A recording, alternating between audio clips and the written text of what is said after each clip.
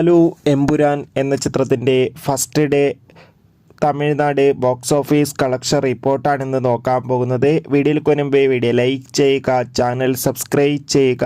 March April മാസങ്ങളിൽ അങ്ങോട്ട് ധാരാളം ചിത്രങ്ങൾ OTT റിലീസ് ചെയ്യും. നമ്മുടെ ചാനൽ ഭാഗം പരിശോധിച്ചാൽ നിങ്ങൾക്ക് ആ വീഡിയോയ്ക്ക് കാണാൻ വേണ്ടി സാധിക്കുന്നതായിരിക്കും.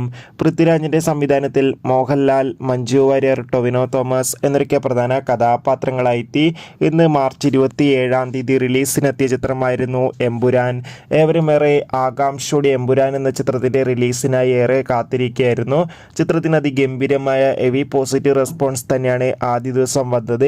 ഇപ്പോൾ തമിഴ്നാട്ടിലെ കളക്ഷൻ അപ്ഡേഷൻ ലഭിച്ചിട്ടുണ്ട്. ഇന്ന് തമിഴ്നാട്ടിൽ മികച്ച ബുക്കിംഗ് ആണ് നടന്നത്.